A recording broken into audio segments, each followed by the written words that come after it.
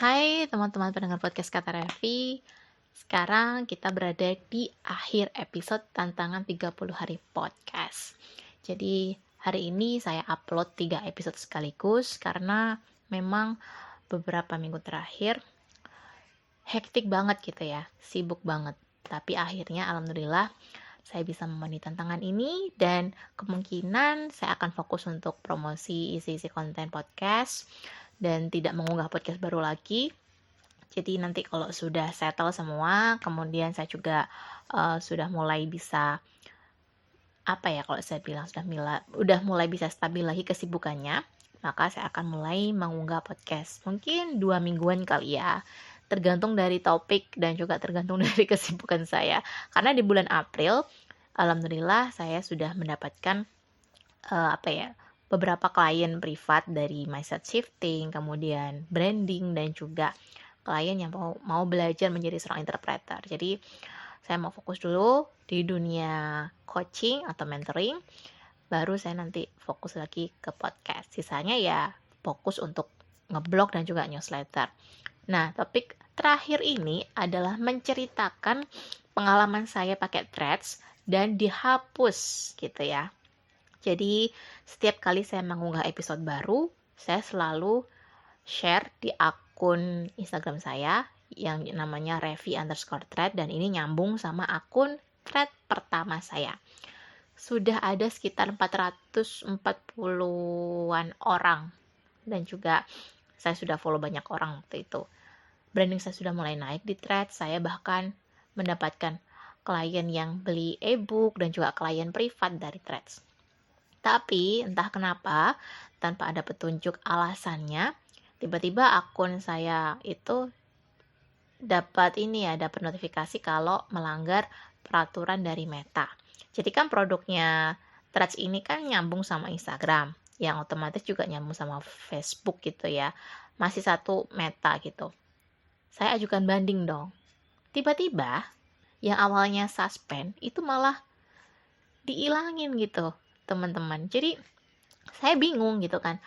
Kenapa gitu kan? Karena sebelumnya saya memang melihat beberapa kreator yang sudah lumayan banyak followersnya, terus mereka juga harus kena suspend juga dan bahkan dibinasakan gitu ya sama Meta. Nggak tahu alasannya apa.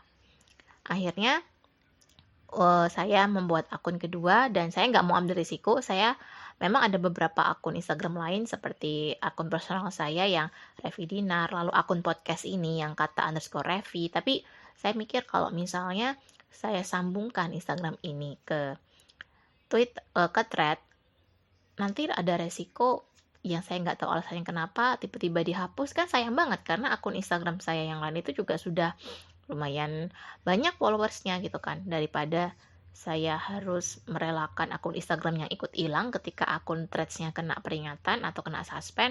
Ya sudah, saya membuat membuat alamat Gmail baru, bikin akun Instagram baru, dan pure mulai dari nol. Nah, pelajaran yang saya terima, jadi setelah saya membuat akun baru dan alhamdulillahnya saya juga punya komunitas yang belajar threads bareng dari akun Bapak Kreator. Di situ saya umumkan kalau habis kena suspend lalu dihapus gitu kan. Jadi saya bisa terhubung sama beberapa kreator yang pernah saya ikuti. Enaknya itu kalau kita sudah punya komunitas gitu kan.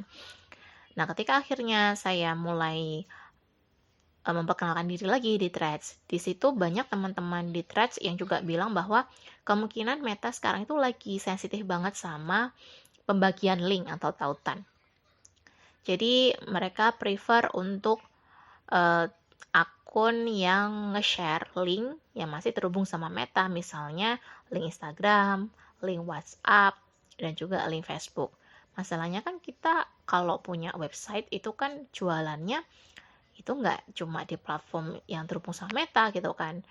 Banyak teman-teman yang ngakunya sih mungkin sensitif karena linknya bukan link dari Meta, jadi kayak link website atau link platform marketplace produk digital seperti link ID yang hijau itu dan lain-lainnya. Akhirnya saya flashback dong, alasannya kenapa kok tiba-tiba saya bisa kena suspend dan akhirnya dihapus.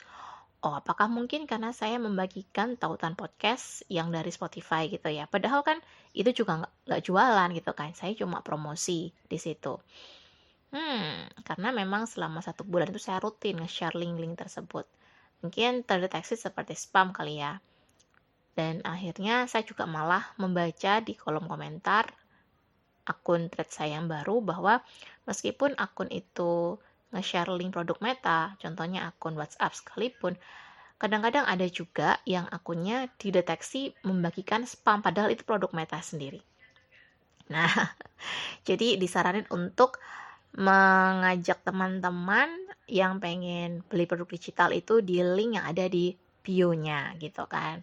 Nah, akhirnya saya buat link newsletter dan pengennya sih saya bisa membagikan rangkuman-rangkuman entah dari blog atau dari podcast-podcast yang saya buat di newsletter tersebut. Jadinya kalau ada masalah apa-apa akan ada newsletter dan juga ada Telegram channel tempat saya membagikan channel Telegram saya yang baru gitu sih. Jadi sekarang kalau misalnya teman-teman membangun branding sebagai seorang penulis di Threads itu tetap lakuin aja, cuma saran saya jangan membagikan tautan non-meta dulu. Misalnya kalian punya blog, lebih baik akun blog itu kalian taruh di link bio, mungkin kalian bisa pakai Linktree, s.id dan lain-lain. Setiap kali ada unggahan postingan yang baru kalian update gitu link di bio kalian. Jadi nanti diarahin aja pembacanya untuk bisa mampir ke link yang ada di bio. Atau seperti saya yang seringnya bikin foto screenshot, lalu screenshot website atau screenshot dari produk digital saya itu saya tambahin gitu ya editan alamat websitenya. Jadi biar pembelinya yang ngetik manual. Jadi ini mengurangi risiko kalau saya share link produk digital dan lain-lain. Bagi saya, Threads itu masih potensial untuk membangun branding sebagai seorang penulis atau kreator apapun dengan niche apapun. Karena kalian bisa membentuk algoritma dari teman-teman yang juga punya minat yang sama di Threads. Apalagi kalau topiknya adalah kepenulisan, branding, storytelling, produk digital, jualan e-book, dan lain-lain. Jadi kalau kalian memang di bidang tersebut, coba aja gitu kan. Misalnya kalian juga topiknya adalah kesehatan, terus kalian pengen berbagi tentang hal-hal yang terkait kesehatan, bagi aja. Jadi kayak Threads itu sebenarnya mirip seperti X atau Twitter. Di situ kan beragam topik ya, dan nggak cuma satu topik aja. Jadi kalian bisa menggunakan Threads selama tidak sembarangan membagikan tautan. Jadi arahkan ke link yang ada di bio gitu. Dan walaupun followersnya nggak banyak, impactnya itu masih tetap berasa loh. Saya aja dengan 400-an followers di akun Threads yang pertama itu bisa dapat klien, apalagi kalau kalian fokus banget gitu. Jadi jangan kecil hati walaupun jumlah followersnya belum banyak. Saya juga pernah ceritakan kalau saya sering dapat klien privat itu malah dari sharing di Instastory dan juga WhatsApp Story. Jadi apapun itu kamu bisa gunakan storytellingmu itu nggak harus di Instagram dengan bikin reels atau di TikTok dengan bikin video-video pendek gitu kan. Kamu nggak harus ikut tren. You can make your own brand without following the trend. Jadi yang penting adalah kamu nyaman, kamu juga belajar bikin storytelling, pastinya belajar nulis supaya kamu bisa membagikan cerita-ceritamu dan juga brandingmu di medsos yang sesuai. Entah di Threads, di X atau Twitter, dan juga di WhatsApp Story serta Insta Story. Saya happy banget karena akhirnya bisa memenuhi challenge ini dengan penuh perjuangan pastinya. Dan terima kasih buat kalian yang sudah mendengarkan dari awal hingga akhir.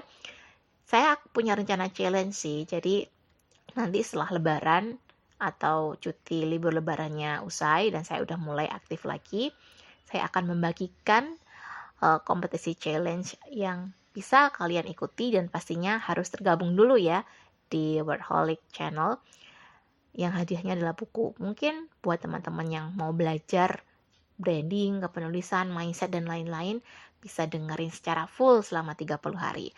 Semoga podcast yang saya buat ini bermanfaat dan tunggu aja nih episode terbarunya yang akan saya umumkan nanti di medsos yang saya punya dan juga di Telegram channel. Sampai jumpa di podcast Kata Revi berikutnya.